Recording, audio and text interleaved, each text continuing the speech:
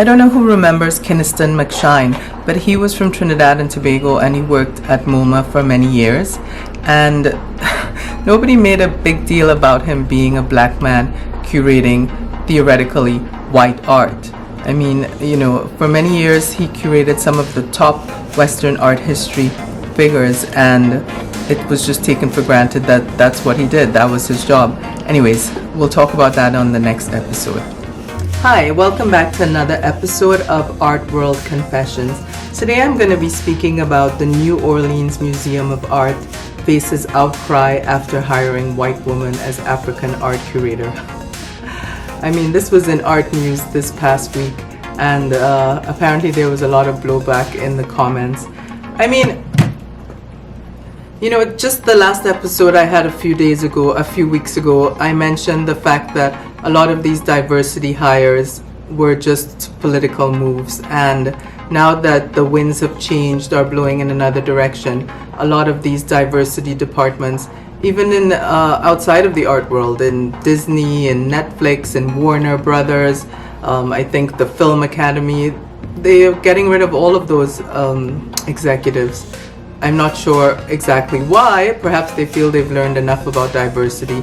And anyways, look, the Supreme Court is not supporting stuff related to children in colleges having any affirmative action, so why should they bother?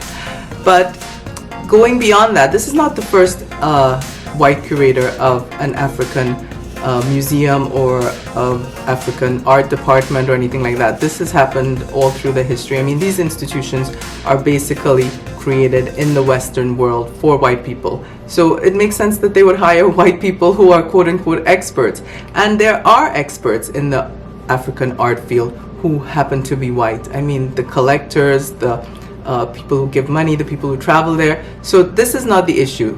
I think what people are upset about is that there's no representation, and that there are qualified people with the knowledge who have been bypassed for these positions. And I can't blame them. I mean, in other areas too, I was thinking about it, in other areas of the arts, my son went to see The Lion King when it reopened on Broadway, and he liked it well enough. I guess his dad thought it was a great thing to do post-pandemic. But the director, Julie Taymor, who is a celebrated director and a great director, she happens to be not black. I mean, most of the people who are behind The Lion King are not on Broadway, are not black at all. But nobody seems to, make a big deal about it. It just is what it is.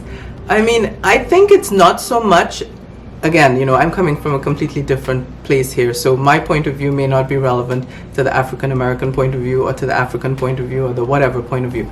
I don't think it's so much about the color or the race of the person so much as it is about their knowledge and where their heart is in terms of the work. And I know this gets to be a little complicated sometimes because people don't really understand feelings or the history related to other people's feelings, and sometimes they just get the whole tone wrong or whatever of it they're doing, even when they have the best intentions.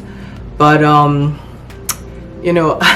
I think one gallery, a very top-notch gallery, and I admire this gallerist a lot. He's really one of the big ones. I remember someone who works with him said, yes, his diversity hire, she has her own space, she has her own programming, and she basically just does whatever she wants, and he leaves her to do whatever she wants.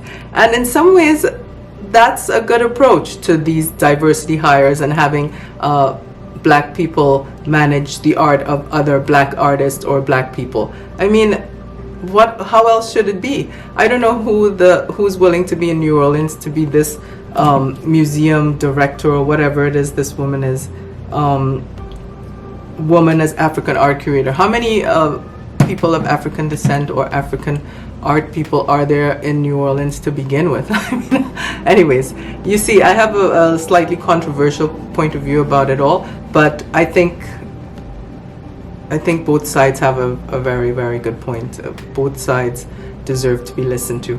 Anyways, I've rambled on enough today with these Art World Confessions. I hope you enjoyed hearing my point of view. Please like, share, subscribe, hit the bell notification button so you know when next I upload another Art World Confession. And thank you for being here. Please please, please come back, check us out here again for another Art World Confession. Have a great week.